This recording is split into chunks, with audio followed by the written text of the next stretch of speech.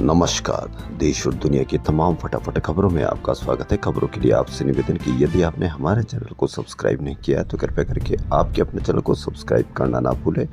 आप सब्सक्राइब करते हैं तो हमें हिम्मत होती है सही और सच्ची खबरें आप तक पहुंचाने की, वरना मीडिया में किस तरह से खबरें आपको दिखाई जा रही है यह आप भली भांति जानते हैं। तो क्या है आज की बड़ी खबर।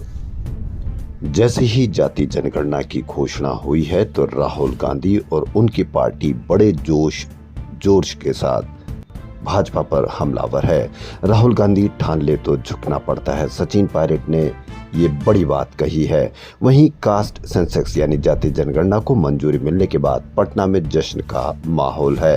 राहुल गांधी के पोस्टर पर दूध चढ़ाने का प्रोग्राम किया गया है। जी हाँ, ये बड़ी खबर। भाजपा पर हमलावर है कांग्रेस और राहुल गांधी की वजह से जाति जनगणना का पूरा क्रेडिट राहुल गांधी को दिया जा रहा है। इस पर आप भी अवश्य कमेंट करके बताएं कि क्या राहुल गांधी को यह जाति जनगणना का क्रेडिट दिया जाना चाहिए या नहीं।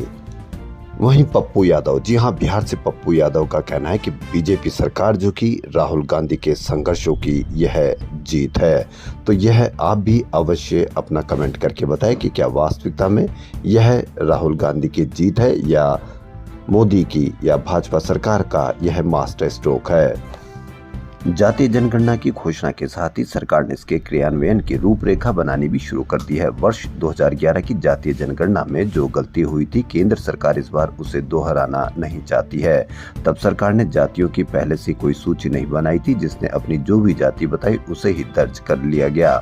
नतीजा ये हुआ कि हिंदुस्तान में 46 लाख ज्यादा जातियां दर्ज हो गई। इस बार केंद्र सरकार 1931 में गिनी गई करीब 4000 जातियों उप जातियों को आधार बनाकर पहले से ही सूची तैयार कर लेगी।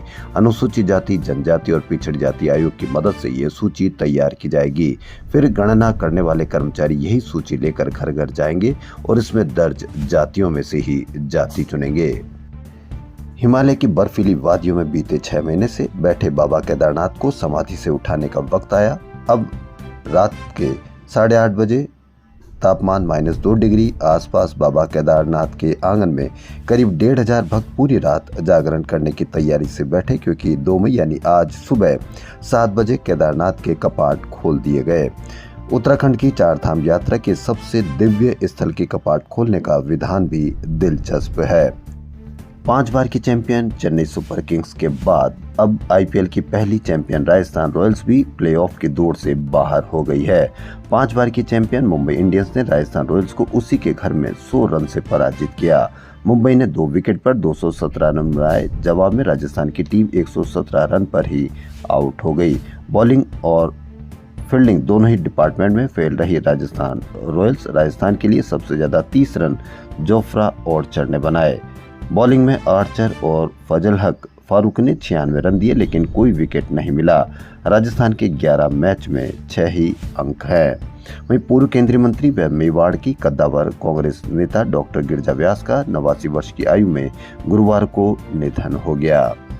देश की आर्थिक राजधानी मुंबई गुरुवार को बदलाव की एक नई लहर की गवाह बनी। यह लहर है वेव्स यानी world audio visual and entertainment summit. जी हाँ, मुंबई स्थित जियो वर्ल्ड सेंटर में प्रधानमंत्री नरेंद्र मोदी ने पहली बार वेव्स समिट का उद्घाटन करते हुए कहा कि आज यहाँ 100 से ज्यादा देशों के आर्टिस्ट, इनोवेटर, इन्वेस्टर और पॉलिसी मेकर आए हैं। समिट में यूट्यूब के सीईओ नील मोहन भी शामिल हुए।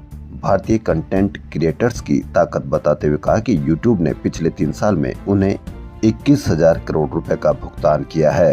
यहाँ 15,000 से ज्यादा चैनल ऐसे हैं जिनके 1 मिलियन से ज्यादा सब्सक्राइबर्स हैं। YouTube आने वाले 2 सालों में भारत में क्रिएटर्स को और मीडिया कंपनियों को सपोर्ट करने के लिए 850 करोड़ रुपए का निवेश करेगा। वहीं समिट में गुरुवार को सबसे चर्चित session the journey from outsider to ruler रहा। इसमें बॉलीवुड के सुपरस्टार शाहरुख खान और दीपिका पादुकोण शामिल हुए। सत्र का संचालन करण जौहर ने किया। करण के एक सवाल के जवाब में शाहरुख ने कहा कि आउटसाइडर और इनसाइडर टैग कुछ नहीं है। युवाओं को फिल्म इंडस्ट्रीज को भी दूसरे प्रोफेशन की तरह समझना चाहिए। यहाँ सिर्फ मेहनत चलती है। 4 मई को नीट है। नीट के पेपर लीक होने की अफवाह 106 टेलीग्राम चैनल पर चल रही है। इसी के सिलसिले में बड़ी खबर, एनटीए ने 4 मई को होने वाले नीट यूजी 2025 से जुड़े झूठे दावे कर रहे 106 टेलीग्राम और 16 इंस्टाग्राम चैनल्स की पहचान की है। इन पर पेपर लीक होने की अफवाह फैलाने का आरोप है। इन मामलों को गृह मंत्रालय के तहत Indian cyber crime coordination centre को भेजा गया है। जांच के बाद इनके खिलाफ कानूनी कार्रवाई की जाएगी। होना ये चाहिए कि पहले ही कानूनी कार्रवाई की जाए ताकि बच्चे, अभिभावक भ्रमित ना हो। सरकारी तेल कंपनियों ने विमान ईंधन की कीमतों में 4.4% की कटौती की है। साथ ही होटल और रेस्टोरेंट में इस्तेमाल होने वाले कॉमर्शियल एलपीजी सिलेंडर के दाम भी 14.5 रुपए घटा दिए हैं। यह कटौती अंतर्राष्ट्रीय बाजार में कीमतों में गिरावट के चलते की गई है, लेकिन पेट्रोल कब सस्ता होगा इसकी भी एक क्वेश्चन मार्क है। देश की सबसे बड़ी तेल रिफाइनिंग और मार्केटिंग कंपनी इंडियन ऑयल ने रूस की ऊर्जा कंपनी रोसनेफ्ट के साथ कच्चे तेल की नई लॉन्ग टर्म सप्लाई डील पर बातचीत रोक दी है। मौजूदा वैश्विक हालात और व्यापारिक समीकरणों में लगातार बदलाव के चलते ये फैसला लिया गया है। कंपनी के सीएमडी एएस साहनी ने ये जानकारी दी। उन्होंने कहा कि कंपनी रूस के साथ लॉन्ग टर्म डील के लिए तैयार है, लेकिन फिलहाल कोई बातचीत नहीं चल रही। यह फैसला अमेरिका की ओर से रूस पर लगाई पाबंदियों से जुड़ा नहीं है, क्योंकि इस तरह की खबरें चली थी कि अमेरिका के द्वारा ये पाबंदी या दबाव डाला जाएगा कि रूस के द्वारा लेने वाले तेल की रोक दी जाए या खरीदारी रोक दी जाए, लेकिन यह पाबंदियों से जुड़ा नहीं है। यह कहना है कंपनी का। देश की अर्थव्यवस्था के मोर्चे पर अच्छी खबर, अप्रैल महीने के दौरान जीएसटी कलेक्शन में रिकॉर्ड बढ़ोतरी हुई और यह पिछले साल के अप्रैल की तुलना में 12.6% बढ़कर 2.37 लाख करोड़ रुपए पर पहुंच गया। यह इसका सर्वकालिक उच्च स्तर है। लेकिन इन आंकड़ों में यह नहीं बताया गया है कि मध्यम वर्ग का कितना प्रतिशत इसमें जीएसटी कलेक्शन से आ रहा है, क्योंकि एक बार ये आया था कि 65% से अधिक जीएसटी कलेक्शन मध्यम वर्ग या गरीब वर्ग से आता है। पानी को लेकर पंजाब और हरियाणा के बीच दशकों पुराना विवाद एक बार फिर उफान पर है। भाखड़ा नांगल नहर से पानी बंटवारे को लेकर दोनों राज्यों में जुबानी जंग अब जमीन पर भी उतर आई है। गुरुवार को पंजाब सरकार ने भाखड़ा नांगल डैम के कंट्रोल रूम को अपने कब्जे में ले लिया और पंजाब पुलिस को वहां तैनात कर दिया। पंजाब सरकार अब हरियाणा को कोई अतिरिक्त पानी नहीं छोड़ेगी। पंजाब में पहले से ही पानी की कमी है।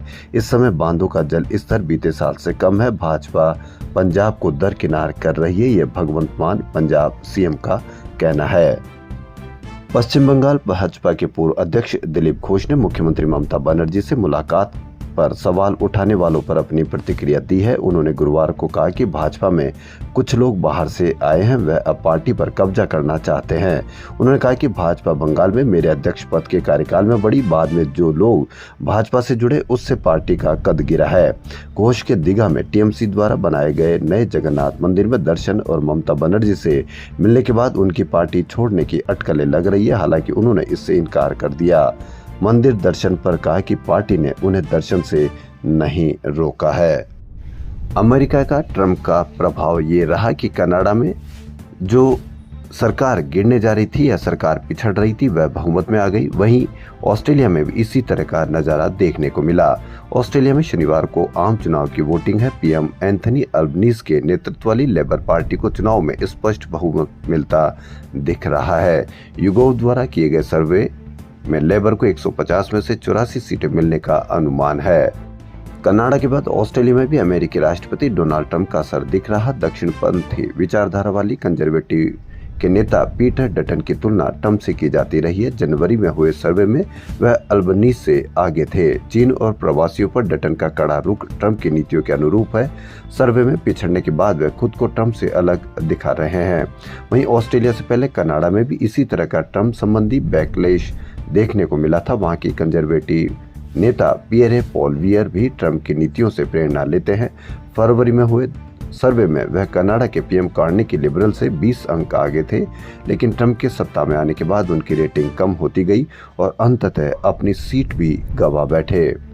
इस कारण ट्रंप को और किसी का फायदा हो या नहीं हो, कनाडा में और ऑस्ट्रेलिया में उन पार्टियों को फायदा मिलता दिख रहा है जो पार्टियां चुनाव में या सर्वे में पिछड़ती हुई दिख रही थी। खबरों में फिलहाल इतना ही। यदि आपको देश और दुनिया की तमाम फटाफट खबरें पसंद आ रही तो आपके अपने चैनल को एक बार पुनः आपसे निवेदन, सब्सक्राइब अवश्य कर लें। धन्यवाद।